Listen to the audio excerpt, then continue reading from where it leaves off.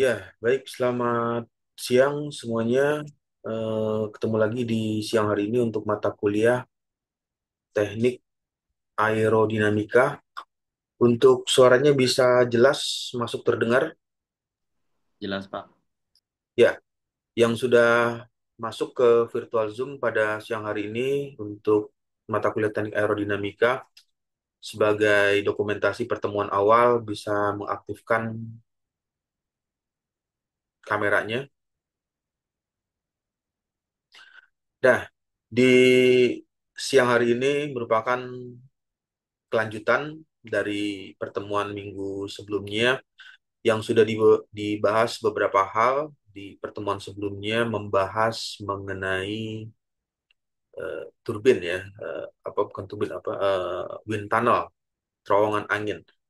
Kemudian pada bagian ini atau pertemuan hari ini nanti ada beberapa hal yang menjadi pembahasan seperti sistem pendingin. Sistem pendingin ini akan menggunakan prinsip secara aerodinamika, kemudian beberapa kendaraan yang ada di darat itu beberapa aksesoris yang sering kali dipergunakan untuk meningkatkan kemampuan dari aerodinamika kendaraan tersebut. Bagian selanjutnya, tampilan di layarnya sudah keluar share screen-nya.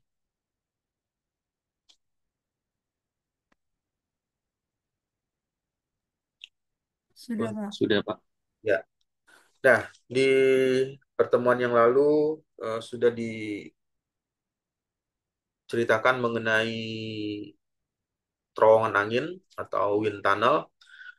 Kemudian di bagian selanjutnya adalah aplikasi aerodinamika di bidang mekanikal ya, di bidang teknik mesin. Bisa juga dimanfaatkan atau dipergunakan salah satunya di sistem pendingin ya, atau bagian gambar ini.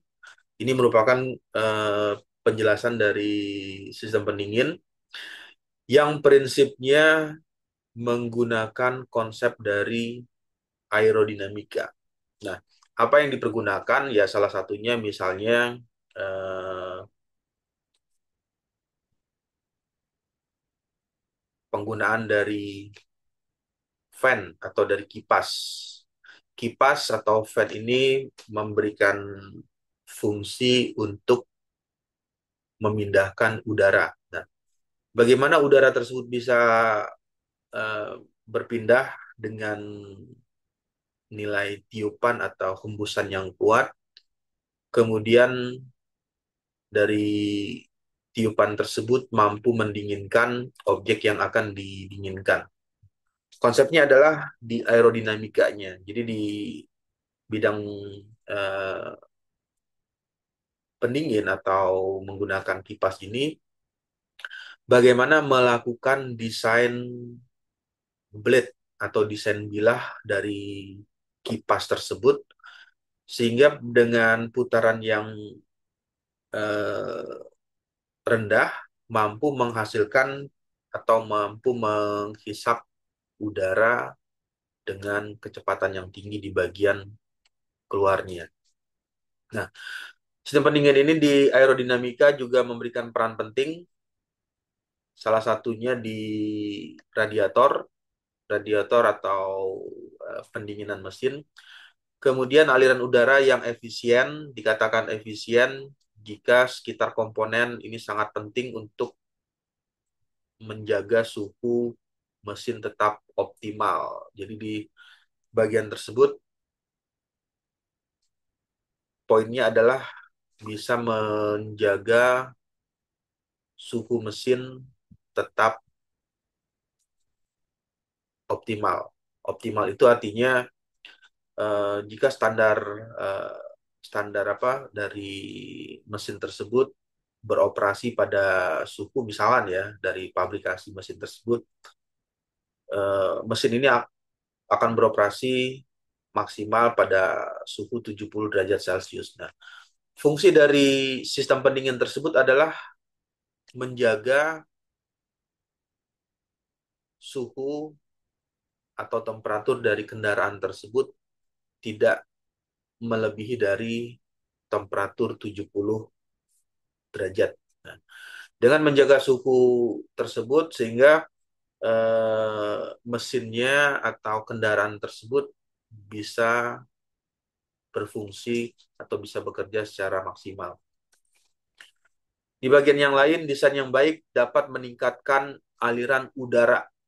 Ini poin pentingnya, meningkatkan. Jadi pada saat penggunaan sistem yang dirancang dengan aerodinamika yang bagus, dengan sistem yang dirancang memiliki aerodinamika yang kurang, maka peningkatan aliran udara atau kecepatan yang dihasilkan itu juga akan berbeda. Disinilah poin penting dari penggunaan aerodinamika untuk sistem pendingin.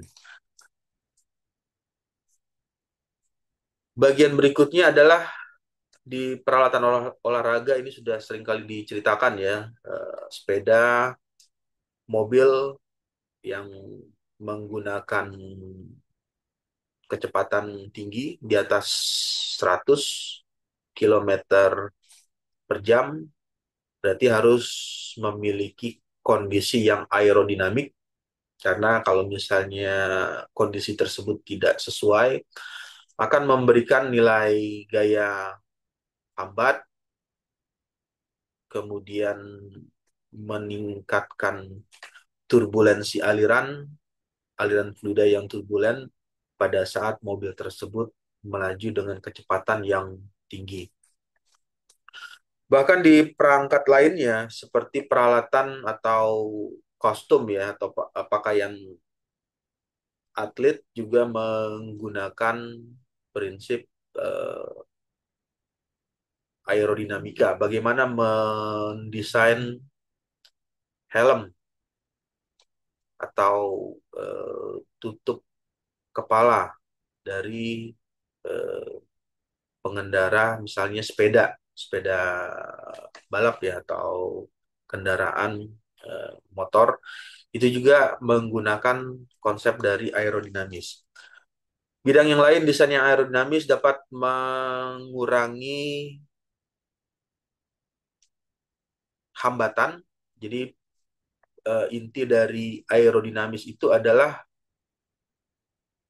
mampu mereduksi gaya hambat serta meningkatkan kecepatan objek yang bergerak ya. Jadi ketika objek tersebut melakukan pergerakan di mana yang dilaluinya adalah fluida udara, maka objek tersebut harus mampu bergerak dengan cepat.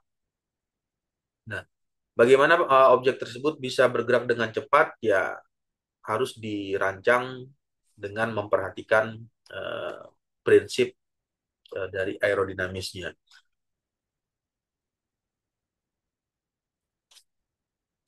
Nah, ini adalah salah satu gambaran ya.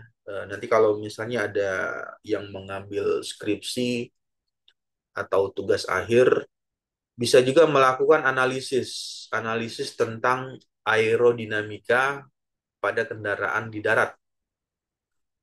Berapa besar gaya hambat yang ditimbulkan dari berbagai macam desain ya, misalnya desain satu, desain ini ada berapa desain ya, misalkan desain satu, apa desain satu, kemudian ini satu, dua, desain tiga, kemudian desain empat, dengan desain lima. Nah, dari kelima desain ini apa yang divariasikan? Misalkan eh, kendaraan yang pertama ininya vertikal ya, atau tegak lurus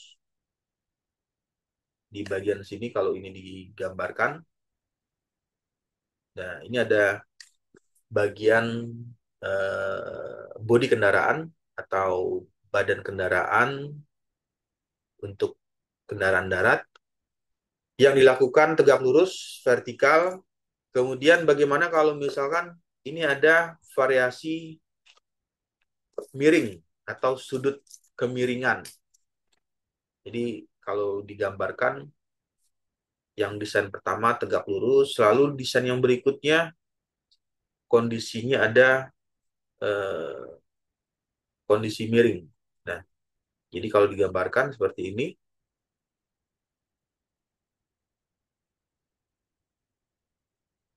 nah, apa pengaruhnya? Nah, nanti di sini bisa memvariasikan berapa besar bentuk atau berapa besar nilai sudut kemiringannya terhadap gaya hambat yang diterima oleh kendaraan tersebut.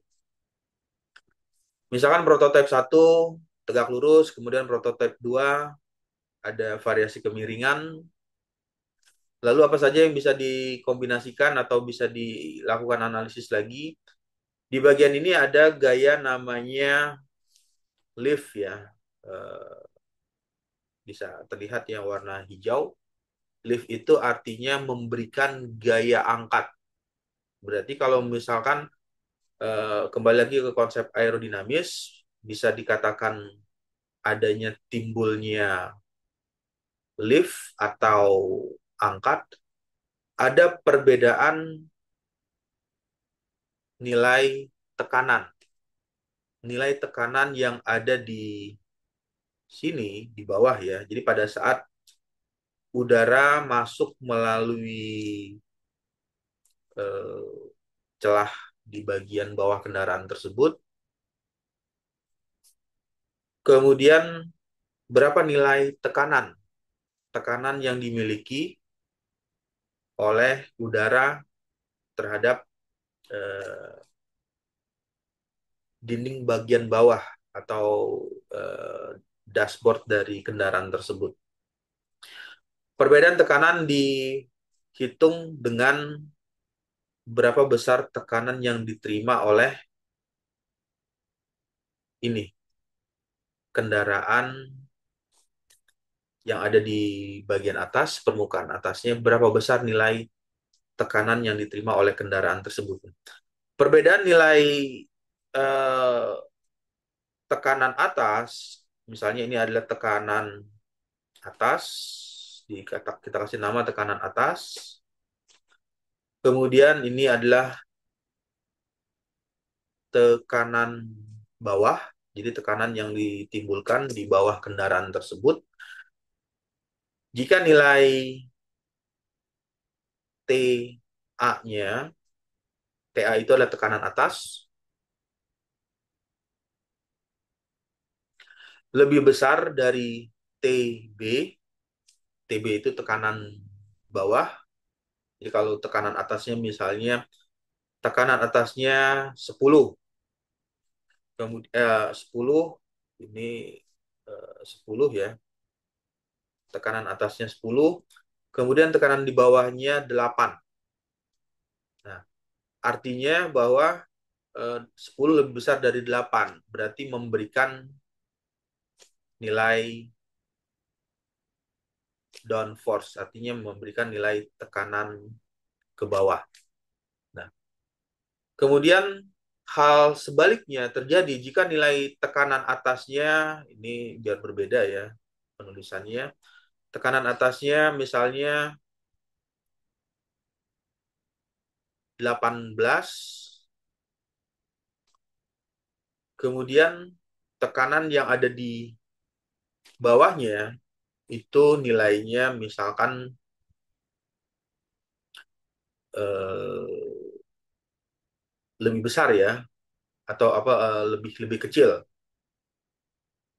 Jadi kalau ini dibalik misalnya biar nggak bingung, nah ini tekanan tekanan atasnya,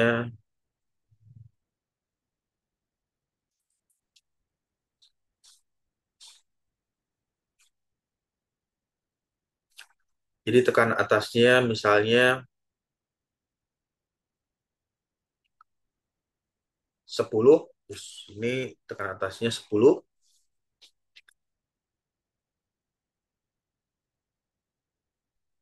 Kemudian 10 ini ternyata lebih kecil dari tekanan yang ada di bawah. Misalkan tekanannya menjadi 18. Berarti ini adalah TA itu tekanan atas dan TB-nya itu tekanan di bawahnya. Nah, kalau misalkan tekanan atasnya ini 10 dan di bawahnya 18. Inilah yang menjadikan atau menghasilkan gaya angkat. Jadi tekanan di bawah lebih besar dibandingkan tekanan di atas, menyebabkan lift atau gaya angkat. Apa yang terjadi jika nilai liftnya lebih besar? Nilai liftnya ini lebih besar dibandingkan downforce yang menyebabkan friksi atau gesekan antara roda kendaraan dengan jalan menjadi berkurang. Nah, dampaknya apa? Jika friksi atau gesekan roda kendaraan dengan jalan yang dilalui tersebut nilainya berkurang, menyebabkan ketidak stabil atau tidak stabil ya, tidak seimbang ketika mobil tersebut melaju dengan kecepatan yang tinggi. Misalnya kalau di tol itu kan standarnya 100 ya, 100 kilometer per jam. Nah, jadi dengan kecepatan 100 kilometer per jam tersebut, mobil akan bisa dikatakan kehilangan arah. Jadi kalau eh, setirnya di bagian ini dikondisikan berjalan lurus searah jalan, tetapi karena hilangnya faktor gesekan atau faktor friksi antara roda kendaraan dengan jalan tersebut menyebabkan jalan dari kendaraan tersebut mengalami perubahan arah yang awalnya lurus bergeraknya atau berjalannya, tapi karena faktor friksinya atau faktor gesekannya hilang atau bahkan eh, berkurang ya, terjadinya pengurangan, menyebabkan arah pergerakan mobil menjadi tidak seimbang. Nah, inilah konsep awal dari kondisi aerodinamika untuk kendaraan yang di darat. Jadi, poin pentingnya ketika melakukan analisis di kendaraan darat, berapa nilai gaya hambat, kemudian berapa besar lift dan downforce-nya. Nah, yang perlu diperhatikan pada saat kendaraan ini ada di darat, berarti harus nilai downforce-nya itu harus lebih besar dari nilai lift-nya. Jadi ini yang harus terjadi ya di kendaraan di darat, karena kalau gaya lift-nya lebih besar, maka kendaraan tersebut akan melayang dan menyebabkan ketidakseimbangan kendaraan tersebut. Lalu apa yang dilakukan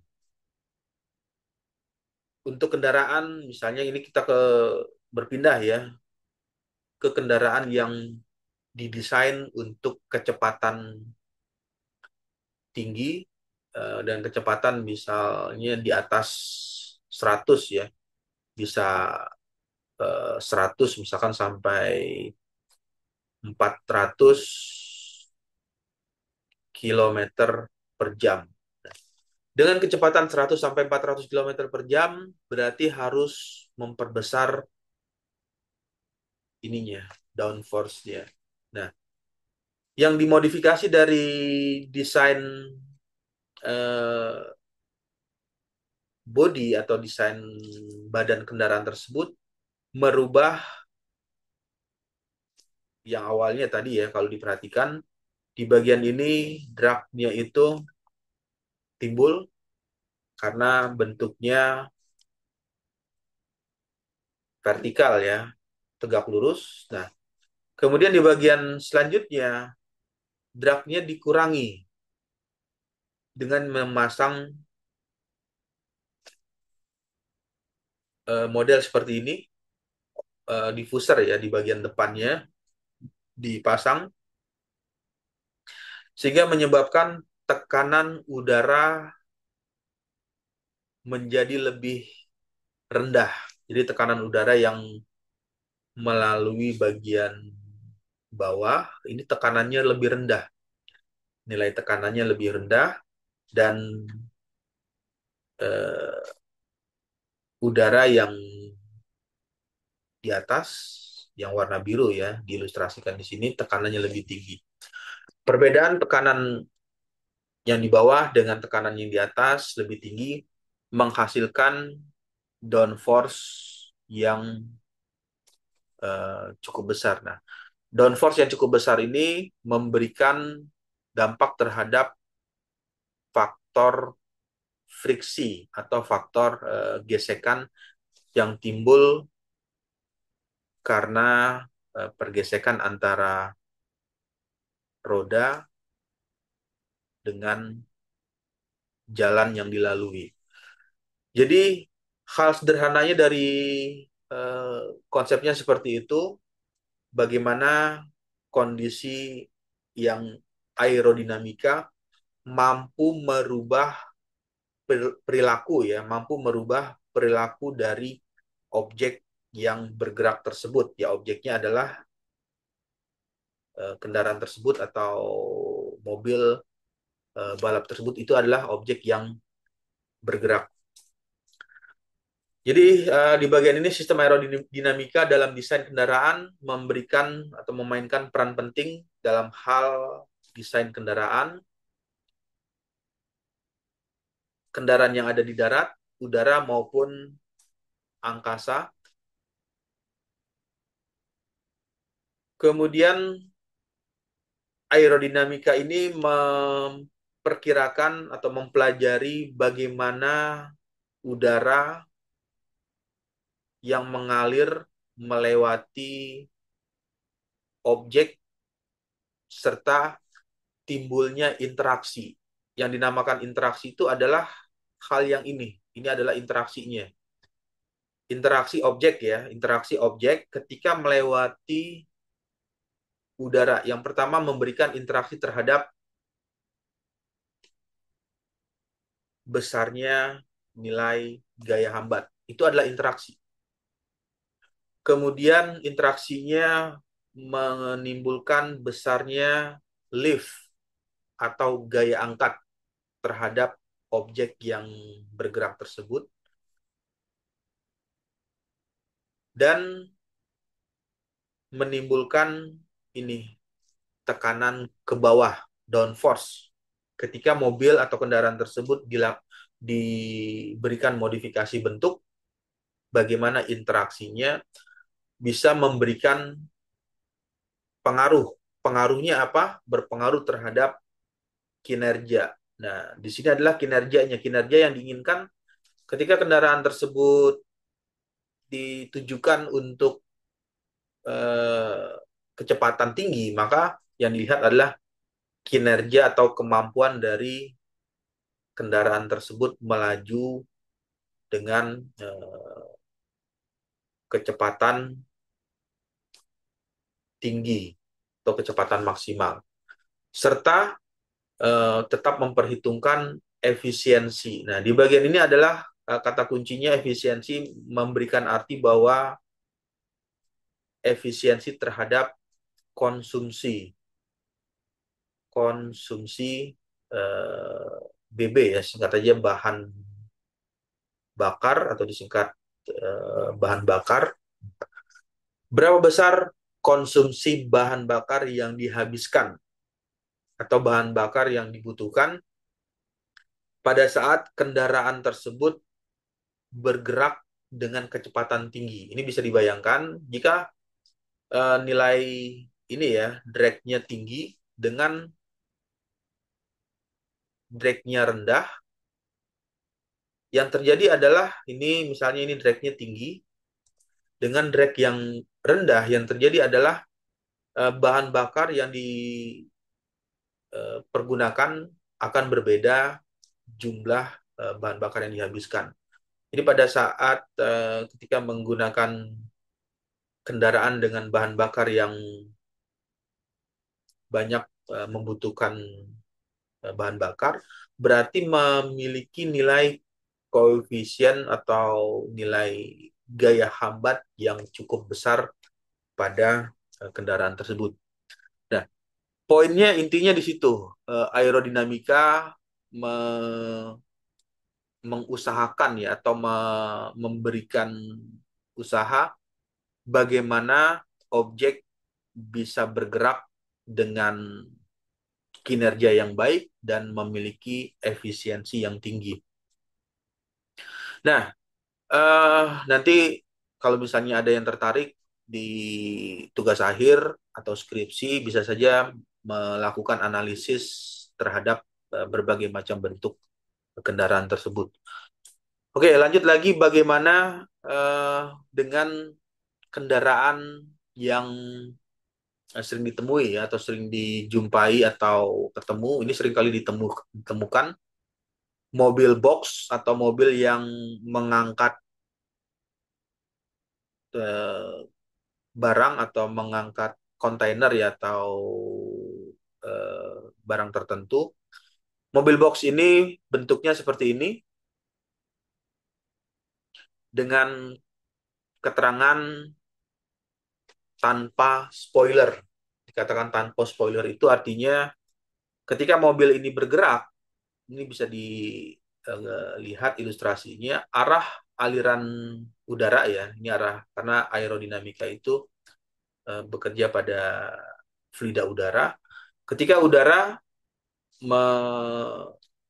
melalui kendaraan tersebut akan memberikan gaya hambat. Pasti akan menghambat di bagian sini, di titik sini ada hambatan. Kemudian ini juga memberikan gaya hambat karena eh, kondisinya dilalui oleh udara. Ini juga memberikan gaya hambat. Ini adalah kaca ya, kaca dari kendaraan tersebut. Nah, di bagian ini memberikan kontribusi yang cukup besar. Ini kalau di slice ya atau diberi garis potongan, ini berupa kotak. Nah, kotak inilah yang menjadikan eh, penambahan penambahan gaya hambat. Jadi gaya hambatnya sudah ada di sini, kemudian ditambah lagi hambatan di dalam kotak tersebut. Jumlahnya menjadi lebih meningkat. Dampaknya atau uh, uh, apa pengaruhnya atau akibatnya adalah terhadap efisiensi bahan bakar. Jadi bahan bakar yang dibutuhkan menjadi lebih banyak karena membutuhkan energi. Gaya hambat itu kalau jika dibayangkan ya sama seperti hambatan. Ketika ada hambatan berarti membutuhkan energi yang lebih besar bagaimana bisa menghilangkan atau mendorong hambatan tersebut. Nah, yang dilakukan adalah dengan menambahkan spoiler. Nah, ini yang tadi yang dimaksud sebagai masuknya konsep aerodinamika. Dengan konsep aerodinamika yang awalnya gaya hambat tersebut mengalami tadi penjumlahan dengan memasang spoiler tadi yang tekanannya ada di sini ya. Ini juga ada tekanan. karena ada pengaruh eh, sudut ya, atau sebut aja radius, radius kemiringan, menyebabkan nilai tekanan atau eh, titik di sini mengalami pengurangan, reduksi. Jadi adanya reduksi nilai tekanan. Nah, dengan memberikan pengurangan nilai tekanan, memberikan gaya dorong yang lebih kecil ya, atau lebih rendah terhadap kendaraan tersebut. Gaya dorong yang rendah atau eh, tekanan yang rendah tidak terlalu banyak membutuhkan bahan bakar. Nah, hubungannya ya kembali lagi ke efisiensi dari bahan bakar tersebut. Jadi pada saat penggunaan menggunakan spoiler dan penggunaan tanpa spoiler akan memberikan perbedaan yang cukup signifikan, atau akan memberikan perbedaan yang cukup jauh dalam hal konsumsi penggunaan bahan bakar. Nah, ini yang tadi dibahas, efisiensi bahan bakar yang dipengaruhi oleh adanya pemberian spoiler dengan pemasangan eh, tanpa spoiler. Jadi spoiler tersebut belum dipasang, belum diletakkan di kendaraan tersebut. Nah, selain spoiler, ini spoiler di sini ya. Ini adalah spoiler. Konsep lainnya, hal apa saja yang bisa direduksi atau hal apa saja yang bisa dimodifikasi dari kendaraan tersebut untuk mengurangi gaya hambat. Nah, di bagian ini memasangnya ditambah spoiler ya di sini. Nah, kira-kira apa yang bisa ditambahkan lagi atau bisa dirubah?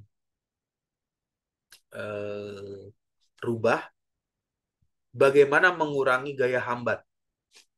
Nah, itu hal yang menjadi bagian penting di aerodinamika untuk membuat efisiensi terhadap bahan bakar. Nah, hal yang lain atau hal yang bisa dimodifikasi adalah membuat kendaraan tersebut menjadi lebih ramping. Jadi kalau ini kan bisa dihitung ya. Ini kalau dibuat seperti ini, nah ininya misalnya ini kalau dihitung ya, lebarnya katakanlah 2 meter, misalnya 2 meter, 2 meter, kemudian ini tingginya 2,5, misalkan 2,5 meter. Nah, apa yang dilakukan? Ya bisa saja membuat kendaraan tersebut menjadi ramping, lebih ramping. Kemudian karena lebih ramping, supaya ininya lebih apa namanya, banyak barang yang dibawa, berarti harus memperpanjang kendaraan tersebut. Jadi kendaraannya yang awalnya rodanya ada 2 ya, ini dibuat menjadi roda 4, tapi kondisinya menjadi lebih slim atau lebih ramping. Itu juga bisa dilakukan untuk mengurangi yang namanya hambatan atau mengurangi gaya hambat yang ditimbulkan dari kendaraan tersebut. Berikutnya adalah stabilitas dan kontrol. Kendaraan yang dirancang dengan mempertimbangkan konsep aerodinamika mampu memberikan nilai yang stabil lebih baik untuk kecepatan yang tinggi, serta bisa mengurangi terjadinya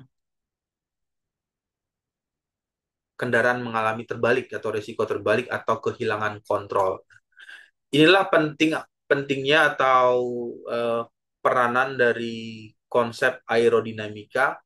Yang pertama untuk mengurangi penggunaan konsumsi dari bahan bakar. Kemudian yang kedua, memberikan hasil yang stabil pada saat kendaraan tersebut melaju dengan kecepatan tinggi dan mengurangi terjadinya resiko kendaraan mengalami terbalik. Ini bisa saja terbalik ya, karena kalau ini apa namanya kendaraannya tinggi ya, makanya kalau mobil mobil apa mobil truk ya atau mobil truk kendaraan kontainer di jalan tol itu kecepatan maksimumnya antara eh, 20 sampai berapa ya, sampai 60 ya, 60 kilometer per jam. Nah, kenapa hal itu dibatasi? Tujuannya supaya kendaraan tersebut bisa dikendalikan, bisa dikontrol. Yang risikonya itu yang berbahaya adalah ketika kendaraan itu tidak bisa dikontrol, menyebabkan kendaraan menjadi terbalik. Hal apa yang menyebabkan kendaraan tersebut terbalik? Ya, salah satunya adalah timbulnya faktor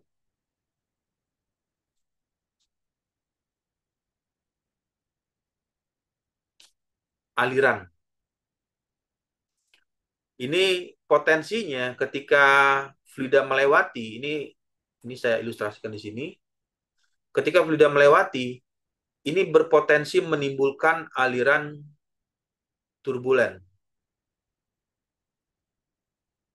Sangat besar atau sangat berpotensi menghasilkan aliran yang turbulensi. Aliran yang turbulen.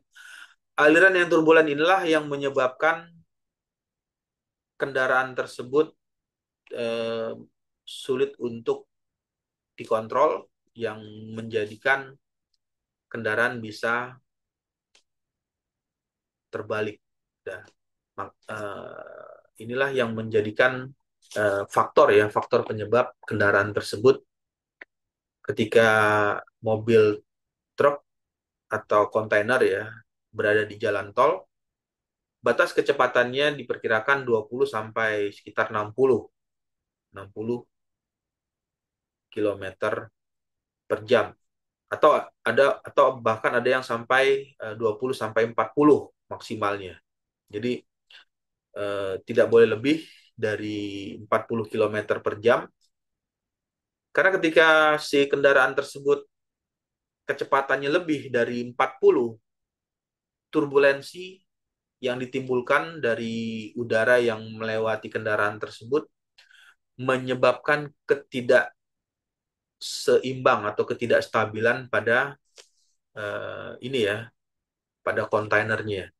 Jadi ketika kontainernya tidak seimbang, tidak stabil, gayanya antara sisi kiri dan sisi kanannya, belum lagi nanti di jalan tersebut adanya perubahan arah jalan ya. Misalnya arah jalannya berbelok ke arah kiri dengan dengan sudut 30 derajat, sudut kemiringan jalan 30 derajat, Lalu ada turbulen yang dihasilkan cukup tinggi, inilah yang menyebabkan kendaraan menjadi terbalik. Nah, itu merupakan bagian yang penting, hal yang penting sekali dipahami pada saat kendaraan tersebut disusun atau dipergunakan ya eh, untuk kondisi yang tertentu, membawa barang atau membawa objek yang besar. Nah, bagian itu, bagian yang tadi yang ditampilkan di bagian ini bisa dimodelkan. Yang pertama menggunakan simulasi, simulasi CFD ya. Ini kalau di gambarnya ini menampilkan hasil simulasi CFD. Yang pertama adalah mobil box tanpa spoiler. Ini bisa terlihat ya tulisannya tanpa spoiler. Kemudian dengan penambahan spoiler. Nah, ini yang dimaksud dengan spoiler tersebut. Ini adalah spoilernya.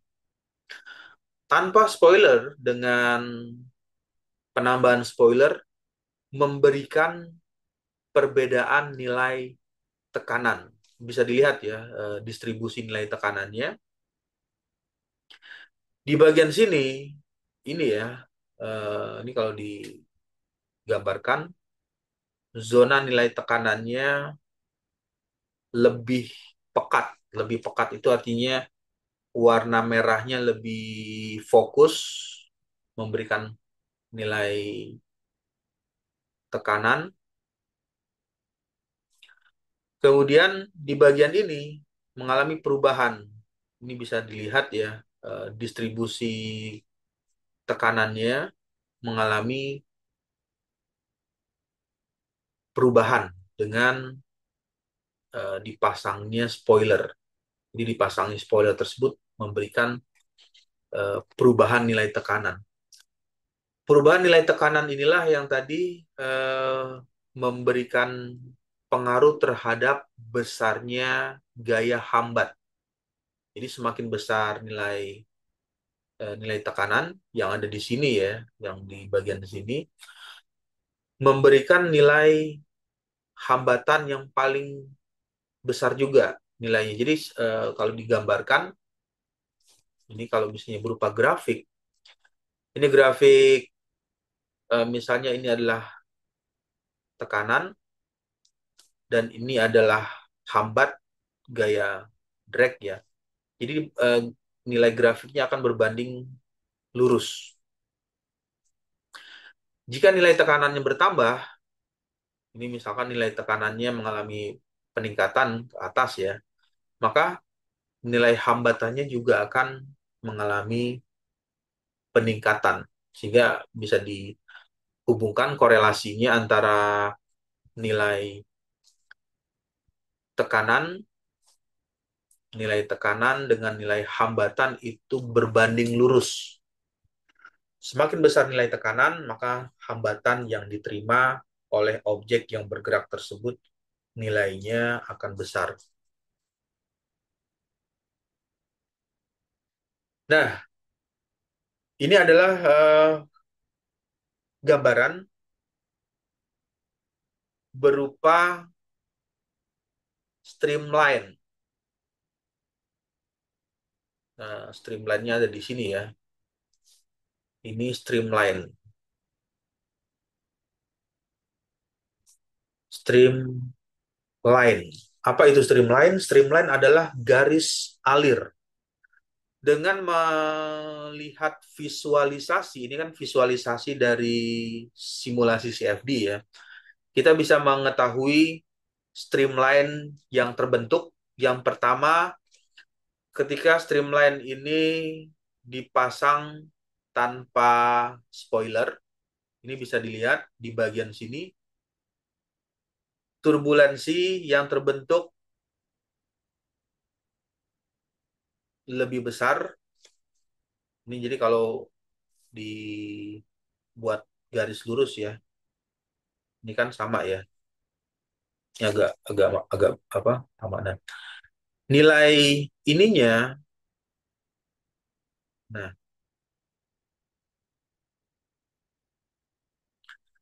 nilai turbulensi atau nilai vorticity yang terbentuk di bagian sini pusaran, ini nilainya lebih besar nilainya jika dibandingkan dengan turbulensi yang terjadi setelah dipasang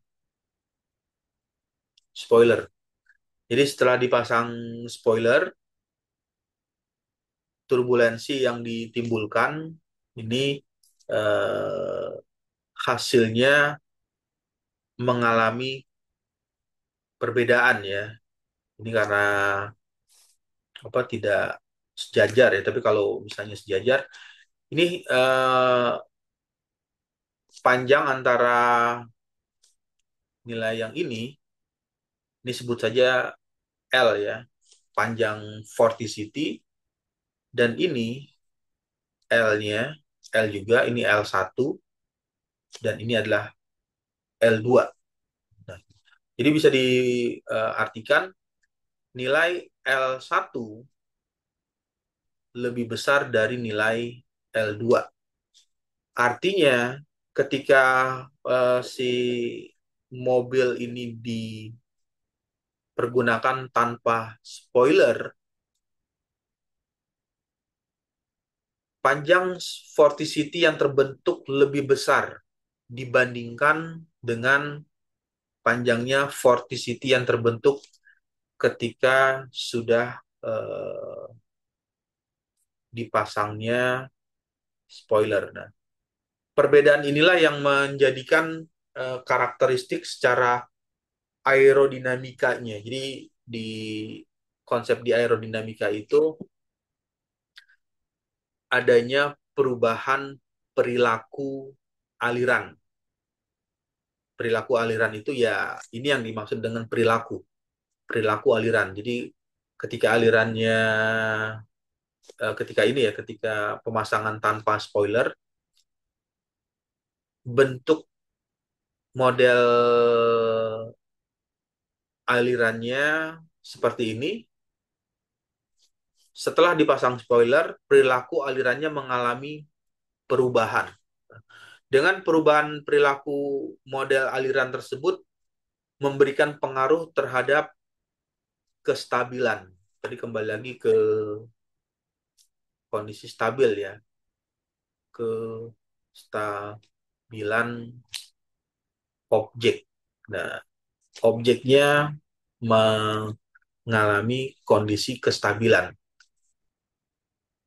Antara objek yang dipasang spoiler dengan objek yang eh, tidak dipasang spoiler memberikan nilai kestabilan yang berbeda. Nah, kestabilan itu bisa dilihat dari perilakunya.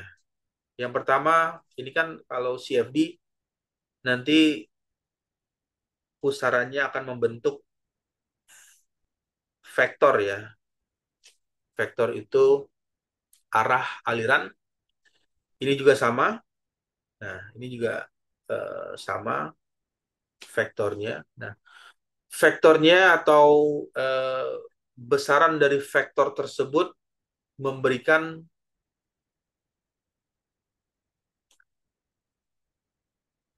pengaruh pengaruh terhadap kestabilan di bagian belakang atau yang biasa dikenal dengan nama back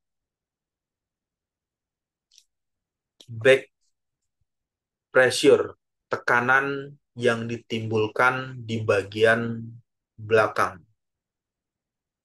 Jadi di bagian ini menyebabkan aliran di bagian punggung ya, di bagian punggung eh, kendaraan tersebut ada namanya back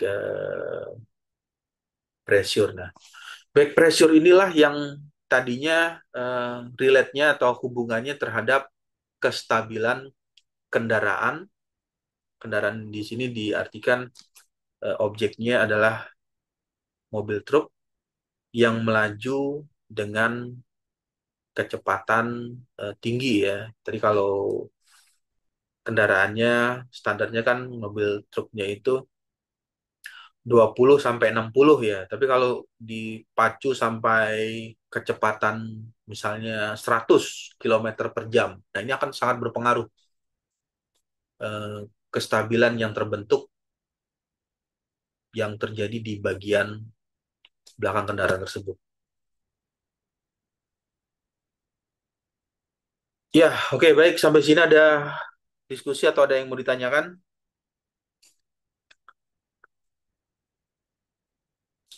Oke, kalau tidak ada pertanyaan, bisa dilanjut untuk sesi diskusi ya. Dari presentasi tugas kelompok, untuk kelompok yang akan melakukan presentasi bisa mempersiapkan materinya, slide PowerPoint-nya untuk ditampilkan di virtual Zoom. Ya, lakukan presentasi bisa dimulai, mengaktifkan kameranya ya, on cam, dan mengaktifkan mic-nya.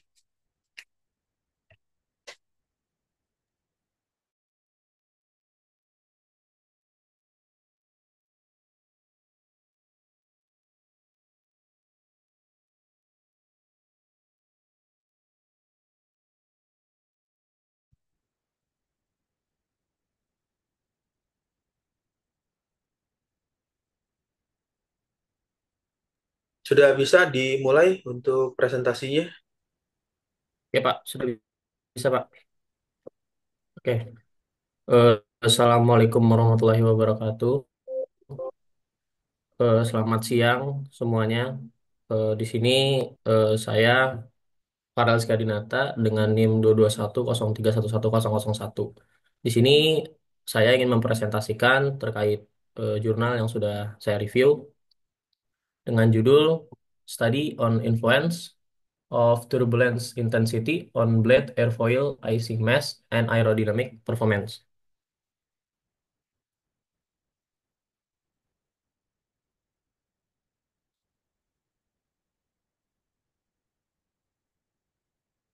Oke, masuk pada yang pendahuluan, eh, yang melatar belakangi penelitian ini adalah energi angin telah menjadi salah satu sumber energi terbarukan yang berkembang pesat. Namun, salah satu tantangan utama dalam pemanfaatan energi ini adalah pembentukan es atau icing pada bilah turbin angin yang dapat mengurangi efisiensi aerodinamis dan bahkan menyebabkan kegagalan operasional. Dengan meningkatnya ancaman perubahan iklim dan pola angin yang tidak dapat diprediksi, permasalahan icing ini menjadi makin eh, menjadi perhatian lah. Nah, selain itu, turbulensi dalam aliran udara juga berperan penting dalam performa turbin angin. Intensitas turbulensi ini, eh, jika dia tinggi, itu dapat mempengaruhi distribusi aliran udara di sekitar bilah, dapat mempengaruhi pertumbuhan es dan mengubah karakteristik aerodinamika pada turbin.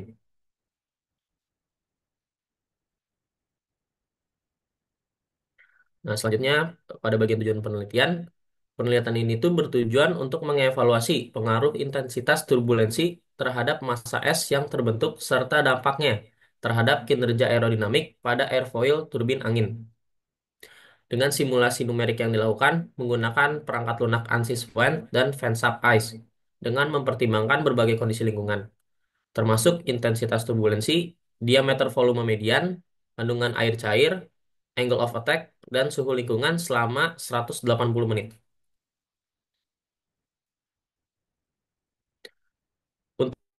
Untuk metodologi penelitian, penelitian ini tuh menggunakan pendekatan computational domain untuk mengevaluasi pengaruh intensitas turbulensi terhadap pembentukan es dan kinerja aerodinamik airfoil.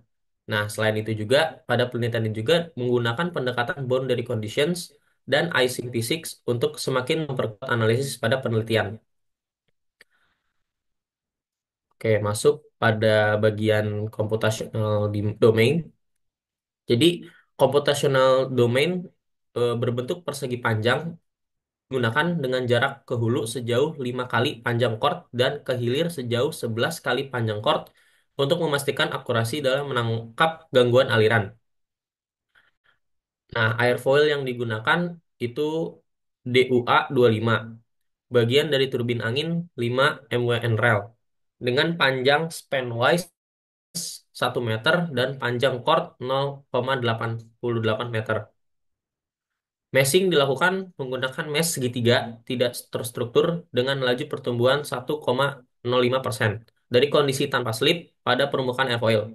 Untuk memastikan keakuratan pada hasil, independensi meshnya ini dibuat dengan membagi airfoil itu menjadi 1.000 divisi.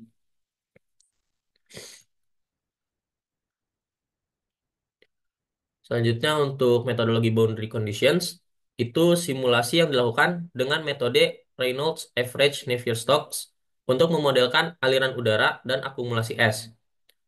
Nah, beberapa variabel itu dipertimbangkan, yaitu beberapa di antaranya adalah intensitas turbulensi, diameter volume median dari tetesan air, kandungan air cair di udara, angle of attack airfoil, serta suhu ambient.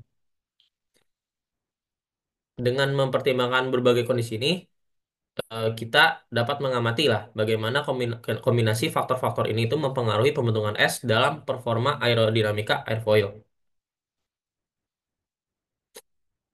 Nah, selanjutnya pada metodologi icing di mana pembentukan es pada bilah turbin terjadi akibat proses termodinamika, di mana tetesan air yang sangat dingin bertumbukan dengan permukaan yang kemudian membeku. Simulasi digunakan menggunakan pendekatan Eulerian yang mengamati jalur tetesan air dari awal hingga akhir proses pembentukan es. Dalam model ini, tetesan air dianggap berbentuk bola dengan diameter tetap dan tidak mengalami penggabungan ataupun pemisahan secara selama mengalir menuju permukaan airfoil. Nah, secara keseluruhan, metodologi dari icing physics ini memastikan bahwa pembentukan es dapat diprediksi dengan tepat dan dampaknya terhadap kinerja aerodinamik airfoil dapat dievaluasi secara akurat.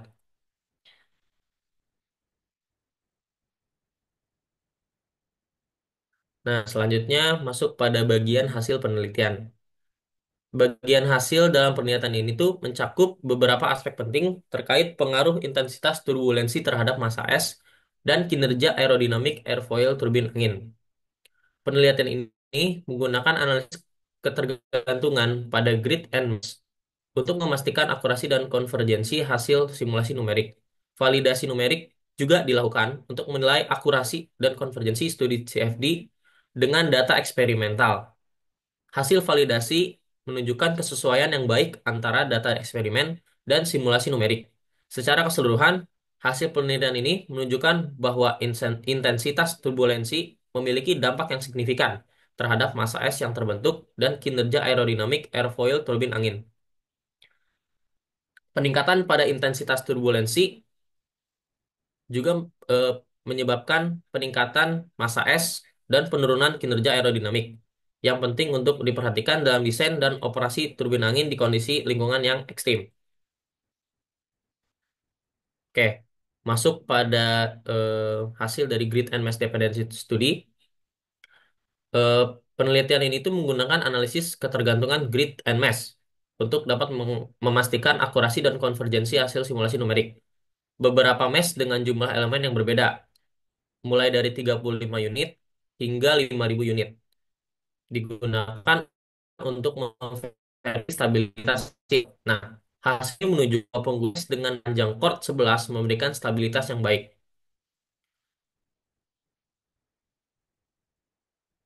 Nah, oke, ini merupakan grafik yang menunjukkan bagaimana jumlah divisi mesh mempengaruhi nilai koefisien lift to drag sepanjang jarak dari trailing edge bilah, yang dimana sumbu X-nya itu adalah jarak dari trailing edge bilah dan sumbu Y itu merupakan nilai koefisien lift to drag. sebenarnya juga itu membanding hasil simulasi numerik menggunakan Fetsap Ice dengan hasil eksperimen terdahulu untuk melihat keakuratan model simulasi dalam menghitung koefisien lift.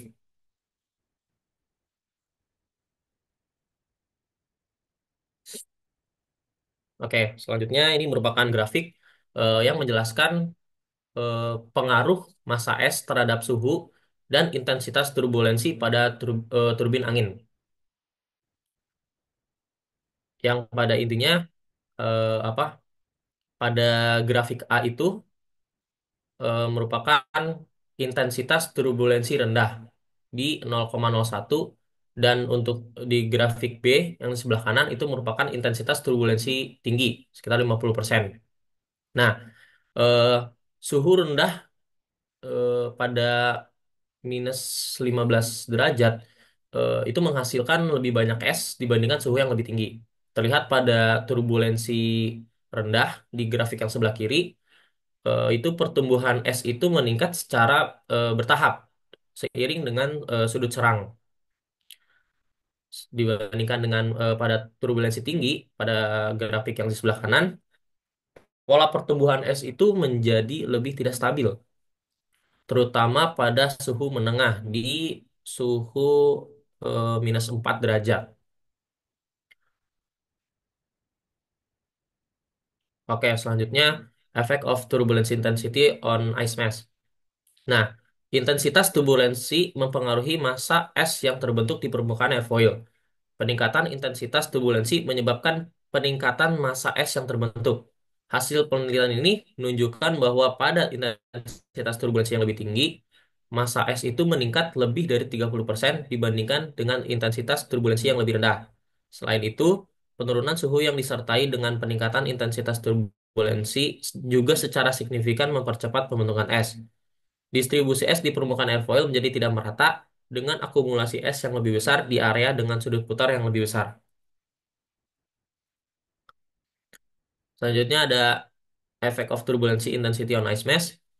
Dari hasil simulasi menunjukkan bahwa semakin tinggi intensitas turbulensi dalam aliran udara, semakin banyak pula es yang terbentuk pada permukaan airfoil. Selain itu, efek temperatur juga sangat berperan penting. Pada suhu yang lebih rendah, pada minus 15 derajat Celcius, jumlah es yang terbentuk jauh lebih besar dibandingkan pada suhu yang lebih tinggi, di sekitar minus 1 derajat atau minus 4 derajat. Selain itu, diameter volume median dari tetesan air dan kandungan air cair juga berdampak signifikan. MVD atau diameter volume median yang lebih besar, sekitar 1000 mikrometer, menyebabkan lebih banyak es terbentuk dibandingkan dengan diameter volume median yang lebih kecil, sekitar 40 mikrometer. Karena tetesan yang lebih besar memiliki momentum lebih besar sehingga lebih mudah menempel di permukaan airfoil. Nah, sementara itu, kandungan air cair yang lebih tinggi dalam udara dari 0,03 0,05 gram per meter kubik ke 0,3 gram per meter kubik juga menyebabkan pertumbuhan es yang lebih besar.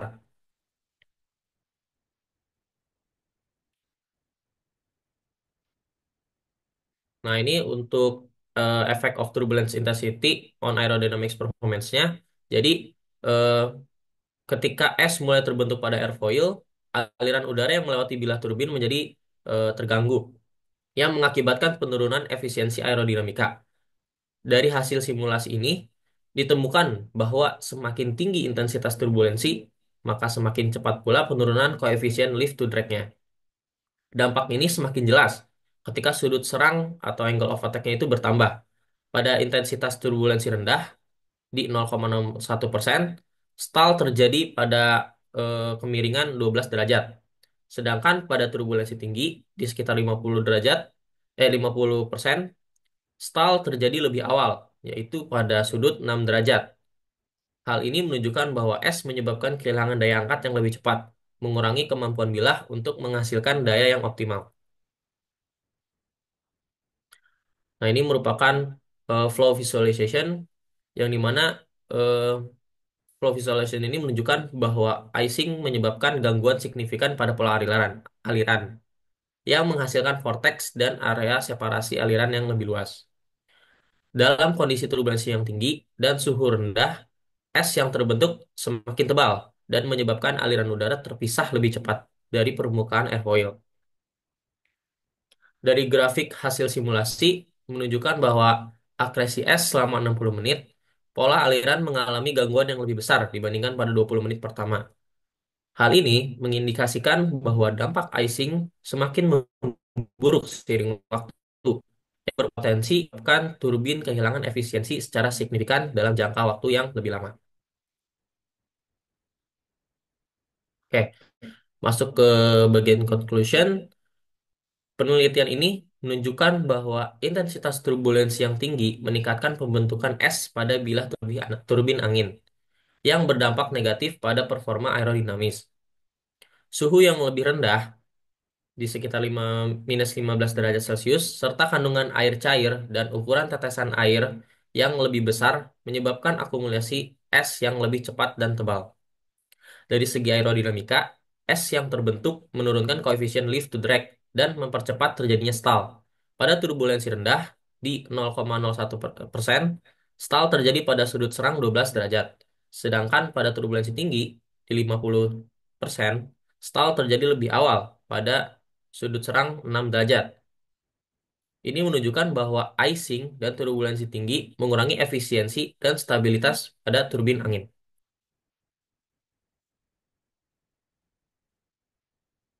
Oke, mungkin untuk presentasi dan penjelasan penelitian ini eh, sudah selesai. Mungkin dari teman-teman, apakah ada yang ingin ditanyakan?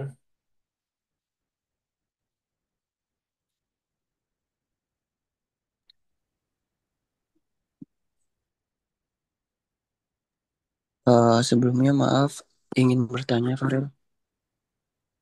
Oke, boleh silakan. Perkenalkan, nama saya Yusuf Fajar Hamawan dengan NIM 2210311113. Ingin menanyakan gimana sih perubahan daripada angle of attack atau sudut serang itu yang dapat mempengaruhi pembentukan es dan aerodinamika turbin itu sendiri. Oke, Yusuf, sebentar ya.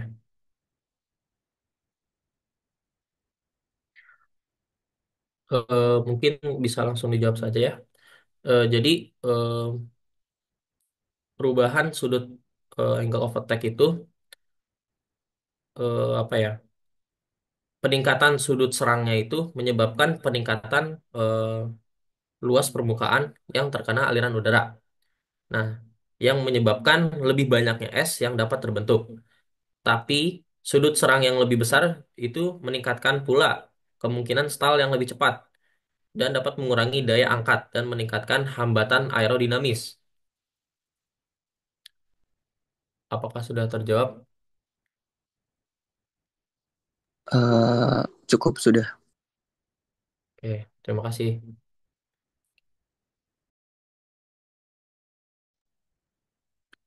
Farel, izin bertanya Farel. Ya, sebelumnya perkenalkan nama saya Bayu Adistia dengan NIM 22103111014. Izin bertanya, kenapa turbulensi atmosfer itu menjadi faktor penting dalam kinerja turbin angin?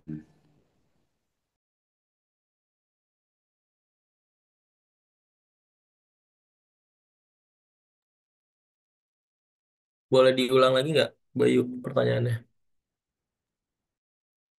Ya, izin bertanya, kenapa turbulensi atmosfer itu menjadi faktor penting dalam kinerja turbin angin? Oke, Bayu. Sebentar ya.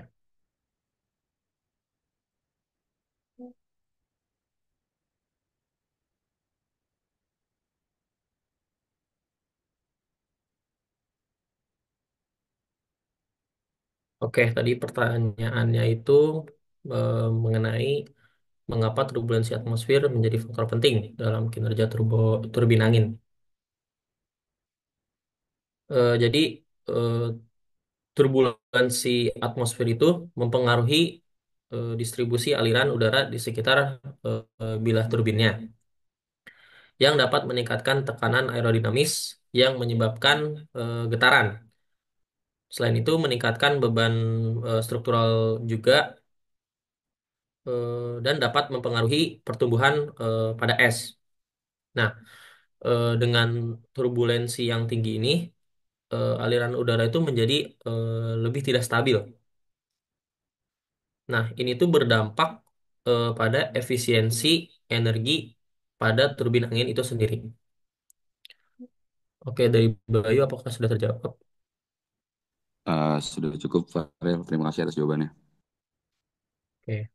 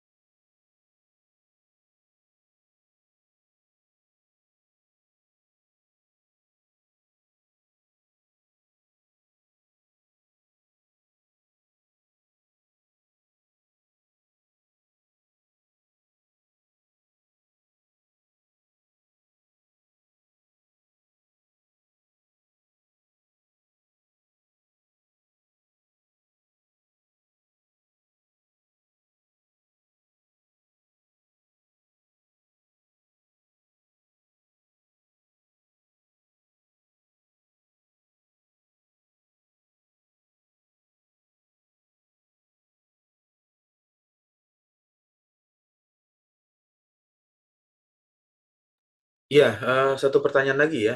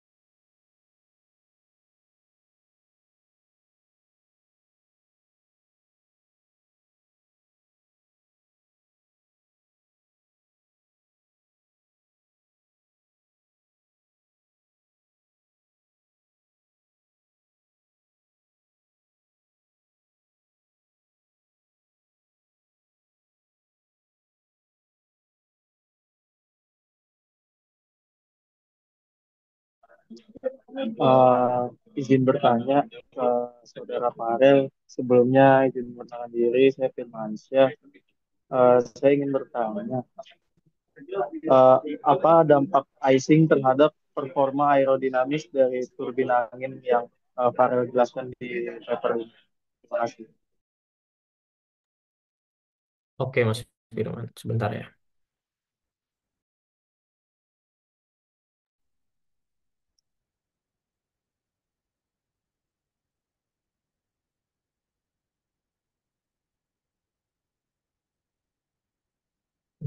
Tes, tes. Oke, jadi pertanyaannya tadi adalah eh, dampak icing terhadap performa aerodinamis pada turbin anginnya. Eh, Tadi seperti yang dijelaskan pada presentasi tadi, bahwa icing itu dapat menyebabkan penurunan koefisien lift to drag yang mengurangi daya angkat dan eh, meningkatkan hambatan aerodinamis. Nah, selain itu juga icing itu tadi dijelaskan itu dapat menyebabkan stall yang terjadi lebih awal. Dari tadi itu 12 derajat angle of attack pada turbulensi rendah itu menjadi 6 derajat pada turbulensi yang tinggi yang dapat mempercepat hilangnya efisiensi pada turbin angin. Apakah sudah terjawab, Mas Firman?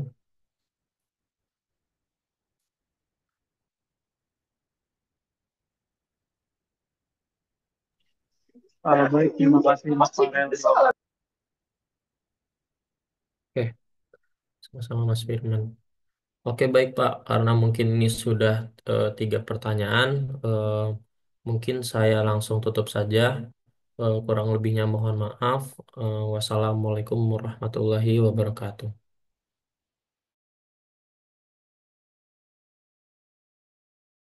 Ya, Waalaikumsalam warahmatullahi wabarakatuh.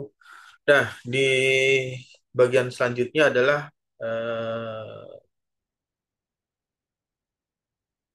tugas mandiri ya, karena akhir dari perkuliahan dilanjutkan dengan tugas mandiri. Tugas mandiri ini merupakan tugas yang individual, nanti bisa mencari dari berbagai macam sumber.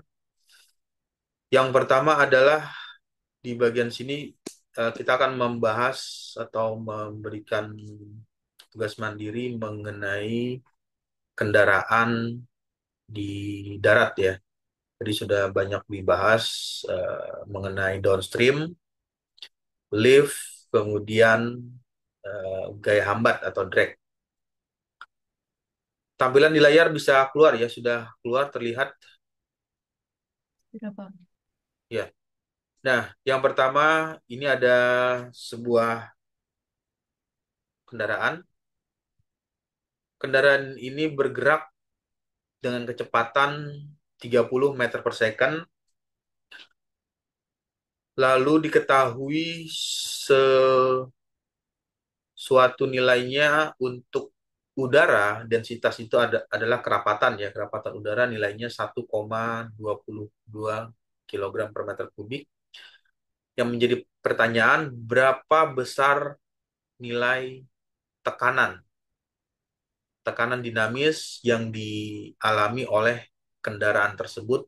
Jadi pada saat kendaraan ini bergerak dengan kecepatan 30 meter per second. Bagian berikutnya ini aplikasinya ke tadi menceritakan tentang sistem pendingin.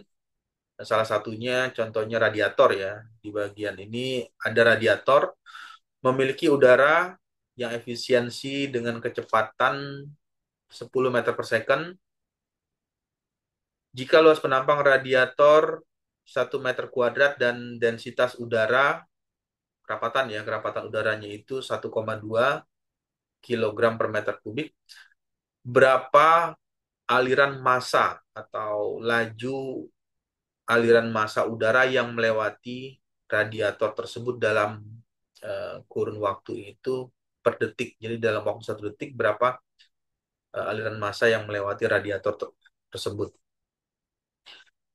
Selanjutnya menceritakan tentang koefisien drag atau yang biasa disingkat dengan CD, koefisien drag ya, C apa bahasa Inggrisnya koefisien drag. Nilainya 0,3. Jadi ada mobil mempunyai nilai CD 0,3.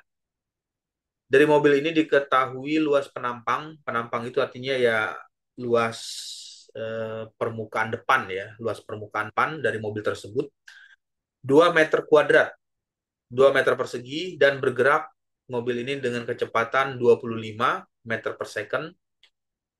Menjadi pertanyaan, hitung gaya hambat, gaya drag yang dialami mobil tersebut jika data udara yang dilalui nilai densitasnya itu 1,225 kg per meter kubik. Itu adalah data udara yang dilalui oleh mobil tersebut. Bagian selanjutnya, nah ini tadi menceritakan hubungan pengaruh tekanan udara di bagian atas, kemudian ada tekanan udara di bagian bawah ya. Jadi ada perbedaan tekanan udara di atas dan tekanan udara di bawah, menghasilkan gaya downforce, gaya tekan ke bawah. Atau ini ya, kalau di gambarnya ada downforce-nya ke bawah. Dari kasus ini bisa menimbulkan suatu pertanyaan. Yang pertama adalah mobil balap, berarti menceritakan yang ini ya, di bagian sini. Sebuah mobil balap memiliki luas sayap, berarti luas ini ya, luas sayap depan, ini 1,5.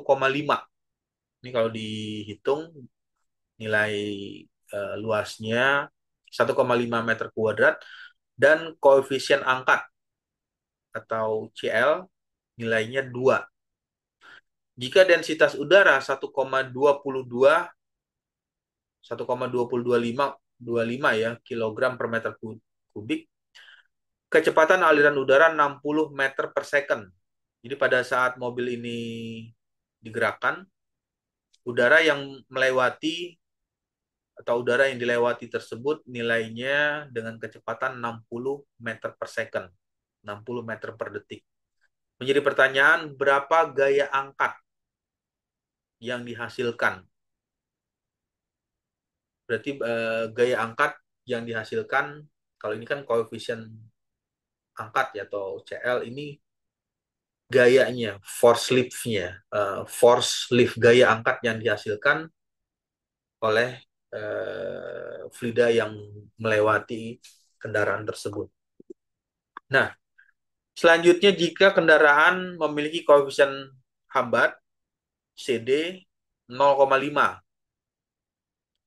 luas penampang 2 meter kuadrat, dan bergerak dengan kecepatan 80 meter per second, hitung gaya hambat.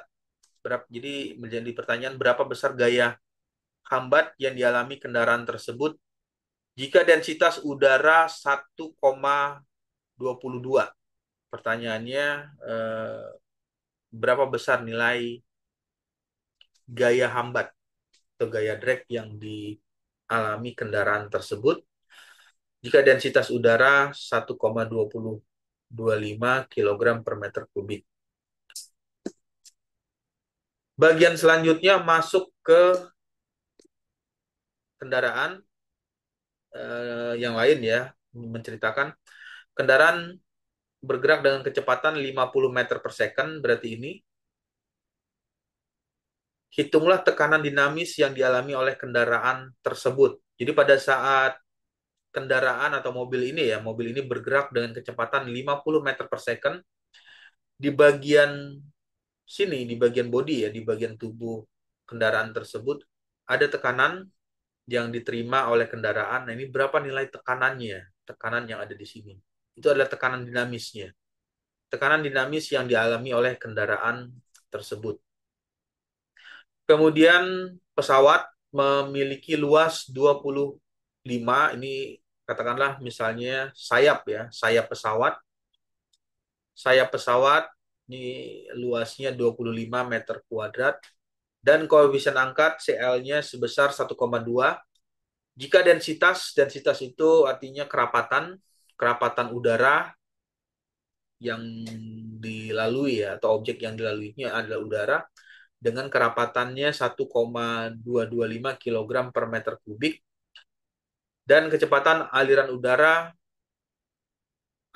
yang ngalir ini 70 meter per second, berapa besar gaya angkat lift ya, berarti ini yang ditanyakan, berapa besar, hitunglah gaya angkat yang dihasilkan. Nah, yang selanjutnya sebuah mobil memiliki koefisien drag. Di sini ada, sini ya, mobilnya ada koefisien drag atau CD. Nilainya 0,28.